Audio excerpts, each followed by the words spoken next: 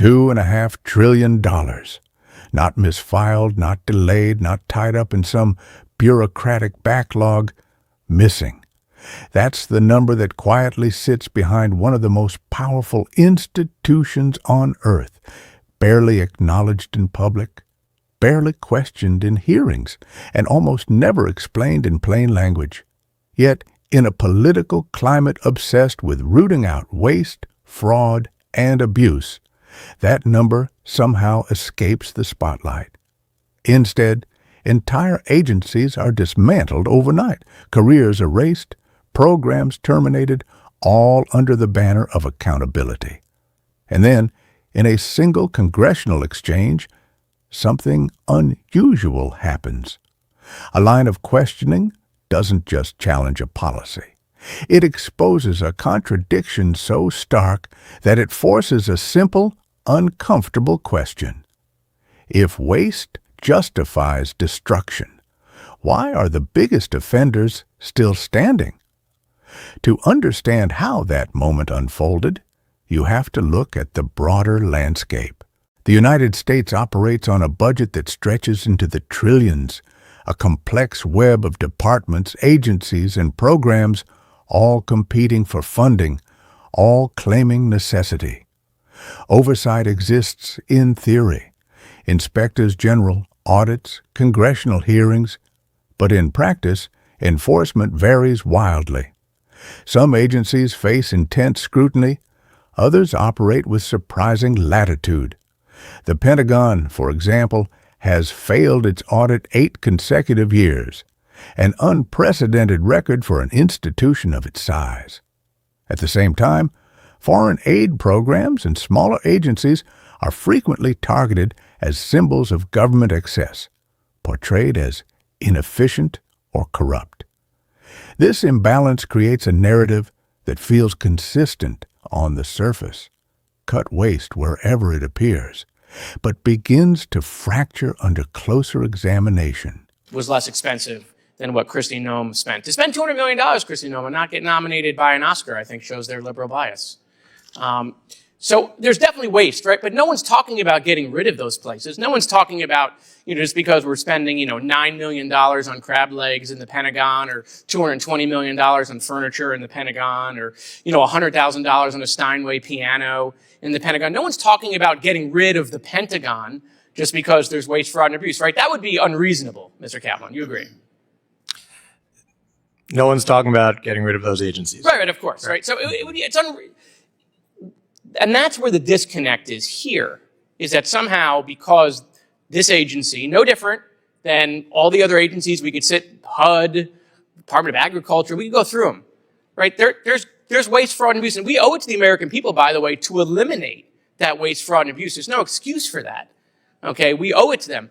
But in the search of trying to eliminate waste, fraud, and abuse doesn't mean we should get rid of an entire agency. No, we should eliminate the waste, fraud, and abuse from those agencies, because all of these agencies still have important functions. Obviously, the Pentagon, we're not getting rid of the Pentagon, even though they haven't been able to pass an audit 8 years in a row. There's over $2.5 trillion, let me say that again, over $2.5 trillion missing in the Pentagon. Like real money, okay? And no one's talking about getting rid of it. And so, that's the function of the problem I have. Look, in my own household budget, right? I can tell you my kids are definitely, there's tons of waste in my family budget based on what my kids like to spend, okay? There's definitely abuse going on. And based on the amount of boxes that show up at my house every day, my wife is definitely committing fraud, okay? But the point is, I'm not getting rid of these people, right? What am I going to do? I'm going to sit them down at the kitchen table, and I'm going to say, we need to spend less, right? What are we spending on? We didn't have that conversation here with USAID. We never got to say, hey, look, these programs, delete them. These things, get rid of them, okay? Every other agency somehow is getting that benefit of the doubt, right? We're giving that benefit of the doubt to the Pentagon. I want to end with this. Now that these functions are going to move over to the State Department, all right, Mr. Kaplan, do you think the State Department has the resources, the personnel to do all of this oversight, the grant oversight, to the capacity to handle all of this without adding more personnel to the State Department? Let me begin with this Congressman MosKowitz. I can assure you that the same vile predators that sought to steal from USAID or divert funds to terrorist organizations or sexually abuse minors like they did in the Ebola response will try to do the same thing at state. Yeah, and look, that's all terrible. We all support, clamping down on that and getting rid of it. My question is, do you think the State Department at this juncture needs additional resources now that they have all? The confrontation reaches its peak when the comparison is laid bare, not as an accusation, but as a simple extension of the witness's own logic. You agree there is waste in the Pentagon. You agree there is waste in other departments. You agree that waste alone does not justify elimination. So why was one agency erased while others remain untouched? The room doesn't erupt, there's no dramatic interruption, but the silence that follows carries more weight than any argument. Because there isn't a clean answer. There isn't a neat justification that aligns with the principles just outlined. What's left instead is implication. That decisions weren't driven purely by efficiency or accountability, but by something less visible, less openly discussed. And in the aftermath, that implication lingers. $2.5 trillion remains unaccounted for, an almost abstract figure until you start translating it into tangible realities. Healthcare systems, education funding, infrastructure, entire generations of debt relief.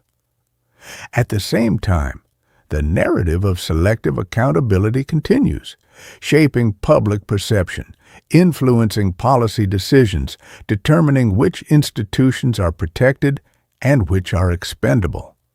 The hearing ends, the clips circulate, the headlines move on, but the underlying question doesn't resolve. If accountability is the goal, why is it applied unevenly? And if the largest gaps remain unaddressed, what does that say about the system designed to oversee them? The numbers haven't changed, the audits still fail, and somewhere within that unresolved space, the real story continues to unfold. That fracture is exactly where the tension builds. During a routine hearing, the conversation starts predictably enough. Discussions about accountability, transparency, and tightening oversight mechanisms, particularly for international organizations. The witness speaks confidently about stricter enforcement, about ensuring taxpayer money is properly tracked, about consequences for non-compliance. It's the kind of language that resonates across party lines. But then the questioning shifts, almost subtly at first. If waste exists in one place, does it exist elsewhere? If fraud is discovered in a program, does that justify eliminating the entire program? The answers come quickly, almost reflexively. Yes, waste exists everywhere. And no, eliminating entire agencies would be unreasonable. And that's when the contradiction begins to take shape. Because once those admissions are on record, the logic becomes impossible to ignore. If every department experiences some level of inefficiency, then the presence of waste alone cannot be the deciding factor for dismantling an institution. Yet that is exactly what has happened in certain cases. Agencies responsible for humanitarian aid, for global health initiatives, for stabilizing fragile regions, gone or gutted in the name of reform. Meanwhile, the Pentagon continues operating with a financial gap so large it defies comprehension. Billions spent on questionable items, millions on food, hundreds of millions on furniture, 6 figures on luxury instruments, layered on top of trillions that cannot be fully accounted for. And still, no serious proposal emerges to dismantle it, no urgent calls to shut it down in 72 hours.